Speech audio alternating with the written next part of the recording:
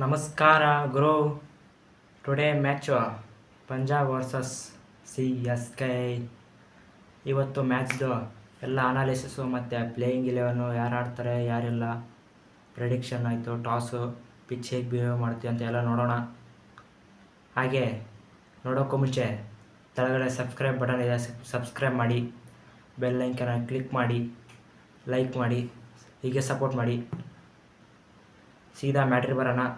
Punjab Kings ಮತ್ತು CSK. ನನಗೆ CSKಗಿನ ಪಂಜಾಬೇ strong ಅನ್ನಿಸ್ತಿದೆ. ಯಾಕಂದರೆ ಪಂಜಾಬು ಫುಲ್ ಫಾರ್ಮಲ್ಲಿದೆ. ಹೋದ ಮ್ಯಾಚ್ಗೆ ಎತ್ಕೊಂಡ್ಬರ್ತಿದ್ದಾರೆ. CSK ಹೋದ ಮ್ಯಾಚ್ ಅಜೀಬಾಗಿ ಸೋತಿದ್ದಾರೆ. 127 ರನ್ಸನ್ನು ಆಲ್ಔಟ್ ಆದರು. ಅವರಿಗೆ CSK ಅಷ್ಟು ಸ್ಟ್ರಾಂಗ್ ಅನಿಸಲ್ಲ. ಯಾಕಂದರೆ ಹೋದ ಸಲ CSKದಲ್ಲಿ ಬ್ಯಾಟಿಂಗ್ ಆರ್ಡ್ರಲ್ಲಿ ಯಾರೂ ಬ್ಯಾಟಿಂಗೇ ಆಡಲಿಲ್ಲ. ಆಡಿದ್ದೊಬ್ಬರೇ ಜೇಮಿ ಓವರ್ಟನ್ ಅಷ್ಟೇ. ಈ ಕಡೆ ಪಂಜಾಬ್ನಲ್ಲಿ ಕೂಪರ್ ಕಾಲೋನಿ ಕೂಡ ಸೈಕಾಗಿ ಆಡಿದರು. ಪಂಜಾಬ್ ಬ್ಯಾಟಿಂಗ್ ಆಯಿತು, ಎಲ್ಲ ಆಯಿತು, ಫುಲ್ ಸೈಕ್ ಇದೆ.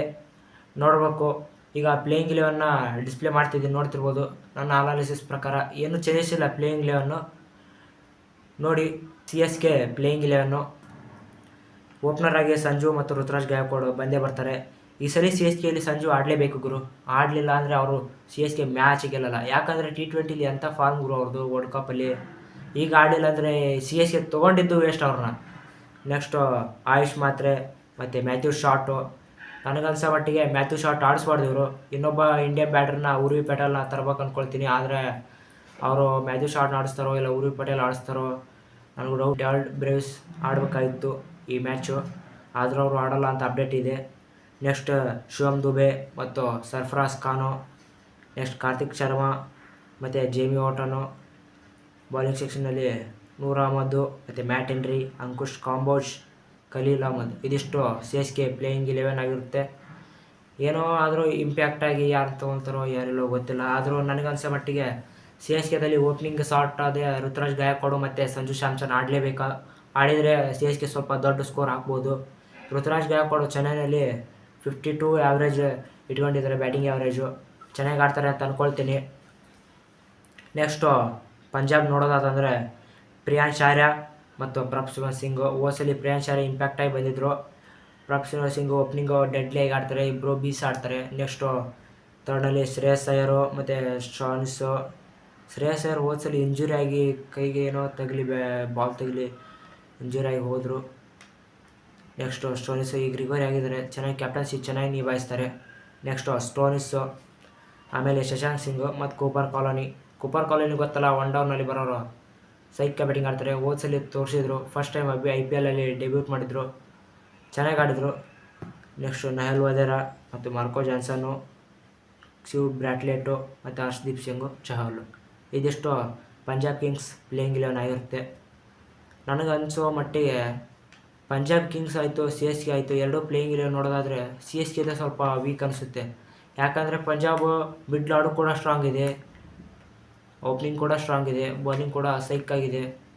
ಇಲ್ಲಿ CSKದು ಚೆನ್ನಾಗಿದೆ. ಅವರು ಹೇಗೆ ಋತುರಾಜ್ ಗಾಯಕ್ವಾಡ್ ಯಾರನ್ನ ಯಾವ ಪ್ಲೇಸಲ್ಲಿ ತರಬೇಕು, ಯಾವ ಬೌಲರ್ನ ಯಾವ ಥರ ಇಂಡಿಕೇಟ್ ಮಾಡಿ ಆಡಿಸ್ಬೇಕು ಅನ್ನೋದು ಅಷ್ಟು ಕ್ಲಿಯರಾಗಿ ಮೆಂಟಲಿ ಇಲ್ಲ.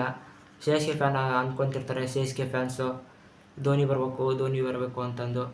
ಅವ್ರು ಧೋನಿ ಬಂದರೂ ಆಡಿಸ್ತಾರೆ, ಅಷ್ಟೇನಿಲ್ಲ. ಆದರೆ ಕರೆಕ್ಟಾಗಿ ಡೆತ್ನಲ್ಲಿ ಬೇಕಾ. ಇವಾಗ ವರ್ಲ್ಡ್ ಬ್ರೇವ್ಸ್ ಕೂಡ ಆಡಲ್ಲ ಅಂತಿದ್ದಾರೆ.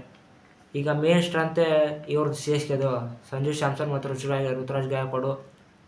ನೆಕ್ಸ್ಟಲ್ಲಿ ಯಾರು, ಆಯುಷ್ ಮಾತ್ರೆ. ಇವ್ರು 3 ಜನ ಕನ್ಸಿಕ್ಯೂಟಿವ್ ಆಡಲೇಬೇಕು ಗುರು.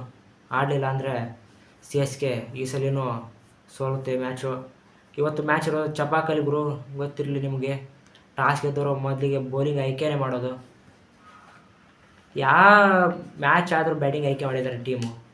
ಸ್ಟಾರ್ಟ್ ಆದಾಗಿಂದ ಬೌಲಿಂಗ್, ಟಾಸ್ ಗೆದ್ರೆ ಬೌಲಿಂಗ್. ಒಬ್ಬರಾದರೂ ನಾವು ಅದನ್ನೇ ಮಾಡ್ತೀವಿ ಗುರು, ಟಾಸ್ ಗೆದ್ರೇ ಬೌಲಿಂಗು, ಬ್ಯಾಟಿಂಗ್ ತೊಗೊಂಡವ್ರು ಹುಚ್ಚರು. ನೆಕ್ಸ್ಟ್ CSK ಚೆನ್ನಾಗಿ ಆಯಿತು ಅಂದರೆ, ಒಳ್ಳೆ ಮೊತ್ತ ಸ್ಕೋರ್ ಆಯಿತು ಅಂದರೆ ಪಂಜಾಬ್ ಕಿಂಗ್ಸ್ಗೆ ಡಿಫೆಂಡ್ ಮಾಡೋದು ಕಷ್ಟ ಆಗುತ್ತದೆ ಅಂದ್ಕೊಳ್ತೀನಿ. ನೋಡಬೇಕು ಇವರು ಟಾಸ್ ಯಾರ್ದಾಗುತ್ತೆ ಅಂತ. ಟಾಸ್ ಆದ್ರ ಮೇಲೆ ಡಿಪೆಂಡ್ ಅನ್ನೋಕ್ಕಾಗಲ್ಲ. ಟಾಸ್ ಆದರೂ ಈಗ CSK ಟಾಸ್ ಆಗಿ ಬೌಲಿಂಗ್ ಆಯ್ಕೆ ಮಾಡ್ತಂದ್ರು, ಪಂಜಾಬ್ 200+ ಸ್ಕೋರ್ ಆಯಿತು ಅಂದರೆ ಡಿಫೆಂಡ್ ಮಾಡೋಕ್ಕೆ ಚೆನ್ನಾಗಿರುತ್ತೆ. ಹೋದ ಮ್ಯಾಚ್ ಆಯ್ತಲ್ಲ SRH ಮತ್ತು KKR, ಅದು ಹಾಗೆ ಆಯಿತು. ನಿನ್ನೆ ನಡೆದಿದ್ದ ಮ್ಯಾಚು ಇವತ್ತು ನಡೆಯೋ ಮ್ಯಾಚು ಅದಕ್ಕಿಂತ ಸ್ವಲ್ಪ ಅಜೀಬಾಗಿರುತ್ತೆ. ಸಿ ಎಸ್ ಕೆ ಆಡಬೇಕು ಗುರು. ಬೌಲಿಂಗ್ ಕೂಡ ಸ್ವಲ್ಪ ಸ್ಟ್ರಾಂಗ್ ಮಾಡ್ಕೋಬೇಕು. ನೋಡೋಣ ಯಾವ್ದು ಸ್ಟ್ರಾಂಗ್ ಆಗುತ್ತೆ ಯಾವುದಿಲ್ಲ ಅನ್ನೋದು. ನನಗನ್ಸೋ ಮಟ್ಟಿಗೆ ಲಾಸ್ಟ್ 5 ಮ್ಯಾಚ್ ನೋಡ್ತಾ ಅಂದರೆ ಪಂಜಾಬ್ ಕಿಂಗ್ಸ್ ಮತ್ತು C S K last 5 match ನೋಡ್ತಾ ಅಂದರೆ 4 ಮ್ಯಾಚ್ ಪಂಜಾಬ್ ಗೆತ್ತಂದರೆ 1 ಮ್ಯಾಚ್ ಸಿ ಎಸ್ ಕೆ ಗೆದ್ದಿದ್ದಾರೆ. ಆದರೂ ಸಿ ಎಸ್ ಕೆ ಚಪಾಕ್ನಲ್ಲಿ ಚೆನ್ನಾಗಿ ಆಡ್ತಾರೆ. ಚಪಾಕ್ನಲ್ಲಿ ನೋಡಬೇಕು ಯಾರ್ಯಾರು ಹೇಗೆ ಆಡ್ತಾರೋ ಏನಿಲ್ಲ ಅಂತ ನೋಡಿ ಅನಾಲಿಸಿಸ್. ಅವರು ಹೆಂಗೆ ಆಡ್ತಾರೋ ಅನ್ನೋದು ನಮ್ಗೆ ಡೌಟ್ ಇದೆ ಸಿ ಎಸ್ ಕೆದವರು. ಯಾಕಂದರೆ ಅವ್ರು ಮಿಡ್ಲ್ ಆರ್ಡರ್ ಅಷ್ಟು ಸ್ಟ್ರಾಂಗ್ ಇಲ್ಲ. ಯಾರು ದುಬೆ ಒಬ್ಬರು ಅವರು ಚೆನ್ನಾಗಿ ಆಡ್ತಿದ್ದಾರೆ ಅಂದ್ಕೊಳ್ತೀನಿ. ಮತ್ತು ಸರ್ಫರಾಜ್ ಖಾನು ಮತ್ತು ಕಾರ್ತಿಕ್ ಶರ್ಮಾ, ಜೇಮಿ ವಾಟನು ಇವರೊಬ್ಬರು ಆಡ್ಬೋದು ಅಂತ ಅಂದ್ಕೊಳ್ತೀನಿ. ಆದರೂ ಆಡೋದು ಕಾಲ. ಇದಿಷ್ಟು ಎಲ್ಲ C S K versus Punjab ಆಯಿತು ಅಂದರೆ ನೆಕ್ಸ್ಟು ಮ್ಯಾಚ್ ಮುಗಿದ್ಮೇಲೆ ನೋಡೋಣ ಯಾರು ಗೆಲ್ತಾರೋ ಅಂತ. ನನಗೆ ಅನಿಸೋ ಮಟ್ಟಿಗೆ ಸಿ ಎಸ್ ಕೆ ಗೆಲ್ಲುತ್ತೆ ಅಂತಲ್ಲ, ಪಂಜಾಬೇ ಗೆಲ್ಲೋದು.